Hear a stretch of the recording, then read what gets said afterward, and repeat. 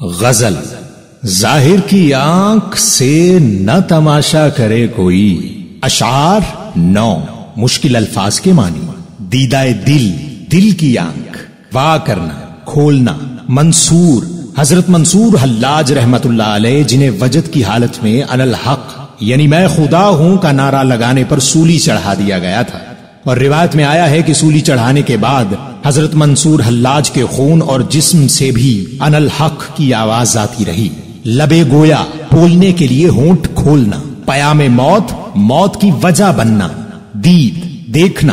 انتہائے عشق، عشق کی انتہا یعنی جنون۔ انتہائے حسن، خوبصورتی میں کمال۔ تماشا، بھیڑ میں نظارہ کرنا۔ عذر، بہانہ کرنا۔ آفرین جرم محبت، محبت جیسے جذبے کو تقویت دینا۔ محشر، قیامت کا دن۔ عذر تازہ، کوئی نیا بہانہ۔ نگاہ شوق، خواہش سے بری ہوئی آنکھ۔ اڑ بیٹھنا، کسی بات پر بے جا اصرار کرنا۔ طور، وہ مقام جہاں حضرت موسیٰ علیہ السلام اور اللہ ہم کلام ہوتے تھے۔ کلیم، حضرت موسیٰ علیہ السلام کا لقب۔ جنبش مژگاں، پلکوں کی حرکت۔ نرگس، ایک پھول جس کی 6 پتیاں ہوتی ہیں۔ شعراء حضرات اسے محبوب کی آنکھ سے بھی تشبیہ دیتے ہیں۔ تمنائے شوق، آرزو کی خواہش۔ ظاہر کی آنکھ سے نہ تماشا کرے کوئی، ہو دیکھنا تو دیدہ دل وا کرے کوئی۔ منصور کو ہوا لب گویا پیام موت، اب کیا کسی کے عشق کا دعویٰ کرے کوئی۔ ہو دید کا جو شوق تو آنکھوں کو بند کر، ہے دیکھنا یہی کہ نہ دیکھا کرے کوئی۔ میں انتہائے عشق ہوں تو انتہائے حسن، دیکھے مجھے کہ تجھ کو تماشا کرے کوئی۔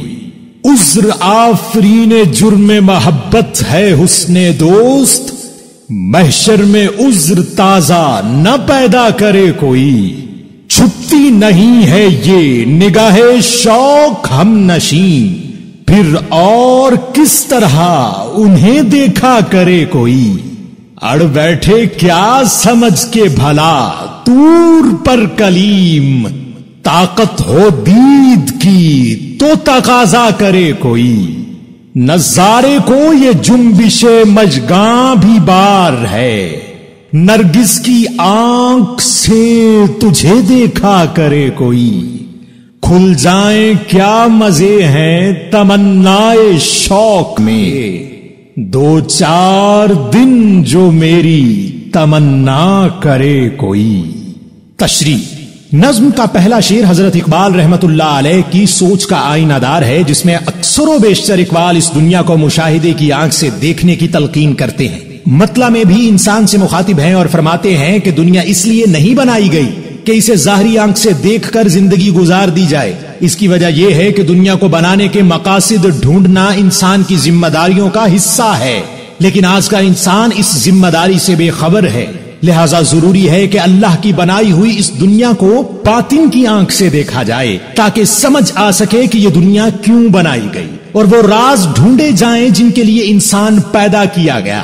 فرماتے ہیں کہ اگر تم ان رازوں کو ڈھونڈنا چاہتے ہو تو پھر اپنے دل کی آنکھ کھولو اور دیکھو کہ اللہ کی قدرت کس قدر حسین اور کمال ہے۔ اور پھر دوسرے شعر میں گویا ہوتے ہیں کہ ایک مشہور خدا رسیدہ صوفی اور ولی اللہ حسین بن منصور حلاج، جنہوں نے حالت جذب میں انا الحق کا نعرہ لگایا تھا، اس لیے احکام شرع کے مطابق خلیفہ بغداد مقتدر کے حکم پر انہیں پھانسی دے دی گئی تھی۔ روایت ہے کہ سولی پر چڑھائے جانے کے بعد ان کے خون کے قطروں سے بھی انا الحق کی آواز آتی رہی۔ منصور حلاج کا ذکر کرتے ہوئے فرماتے ہیں کہ منصور کی زبان سے نکلنے والا انا الحق دراصل عشق حقیقی کی انتہا تھی۔ وہ اللہ جو کہتا ہے کہ میں انسان کی شہرگ سے بھی زیادہ قریب ہوں، وہی خدا آج منصور حلاج کے اندر سے بول رہا تھا۔ یہ عشق کا دعویٰ تھا جسے سننے والوں نے شرک سمجھا اور منصور حلاج کو موت کا جام پلا دیا۔ اقبال فرماتے ہیں کہ عشق کے دعوے کی سزا موت ہو تو ایسے حالات میں کون عشق کی موجودگی کا اظہار کرے گا؟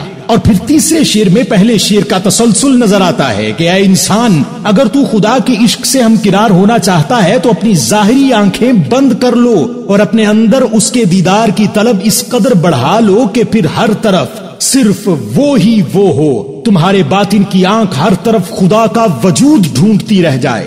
یہی ایک طریقہ ہے کہ خدا تیرے سامنے آ جائے۔ اور چوتھا شعر کیا ہی کمال ہے کہ اپنے محبوب سے فرماتے ہیں کہ میں تیرے عشق کی انتہا کو پہنچ چکا ہوں، میرا وجود تیری محبت کی آخری حدوں کو چھو رہا ہے، اور جہاں تک تیرے حسن کا تعلق ہے تو وہ بھی اپنے جوبن پر ہے۔ ایسی صورتحال میں دیکھنے والے کیا دیکھیں، میرے عشق کی انتہا یا تیرے حسن کا نظارہ، کیونکہ دونوں ہی اس وقت اپنی بلندیوں پر ہیں۔ پانچویں شعر میں انتہائی خوبصورتی سے بیان کرتے ہیں کہ اے خدا، اگر آج تو اپنا دیدار کروانے کے لیے انکار کرتا ہے تو یہ انکار میرے لیے فائدہ مند ہے، کیونکہ اس انکار سے میرے عشق کی انتہا اور دیکھنے کی طلب میں اضافہ ہوتا چلا جائے گا۔ میں قیامت کے دن تک اپنے وجود کے ہر حصے میں تجھے محسوس کروں گا، لیکن میری درخواست ہے کہ روز محشر اپنے دیدار کے لیے کوئی نیا عذر بیان نہ کر دینا، کیونکہ اس وقت تیرا دیدار نہ ہونا مجھ سے برداشت نہیں ہوگا۔ اور اگلے شعر میں کچھ یوں فرماتے ہیں کہ جب عاشق اپنے معشوق کو دیکھتا ہے تو اس کی آنکھ میں ایسے تاثرات ہوتے ہیں کہ ہر شخص پہچان جاتا ہے کہ ایک محب اپنے محبوب کو دیکھ رہا ہے۔ اس لیے فرماتے ہیں کہ محبوب کے دیدار کی خواہش میں بھرپور آنکھ کبھی بھی چھپ نہیں سکتی۔ کوئی ایسا طریقہ بتا کہ میں تجھے دیکھ بھی سکوں اور کسی کو خبر بھی نہ ہو، کیونکہ میں نہیں چاہتا کہ میرا عشق کسی پر عیاں ہو اور اس سے پردہ اٹھ جائے۔ اور پھر اگلے شعر میں حضرت موسیٰ علیہ السلام کا واقعہ بیان کرتے ہیں کہ جس میں آپ نے اللہ سے اس کی دید کا تقاضا کیا اور اللہ نے فرمایا کہ تو مجھے نہیں دیکھ سکے گا۔ اس کے باوجود حضرت موسیٰ علیہ السلام اصرار کرتے رہے، یہ جانتے ہوئے بھی کہ میں خدا کے نور کی ایک جھلک بھی برداشت نہیں کر پاؤں گا۔ اقبال رحمت اللہ علیہ فرماتے ہیں کہ عشق اپنی جان کی کبھی بھی پرواہ نہیں کرتا، اس کے لیے اس کا محبوب ہی اول و آخر ہوتا ہے۔ اور اس سے اگلے شعر میں کیا ہی دل نشیں انداز اپنایا ہے، فرماتے ہیں کہ جب محبوب سامنے ہو تو اس وقت آنکھیں بند ہونے کا نام نہیں لیتی،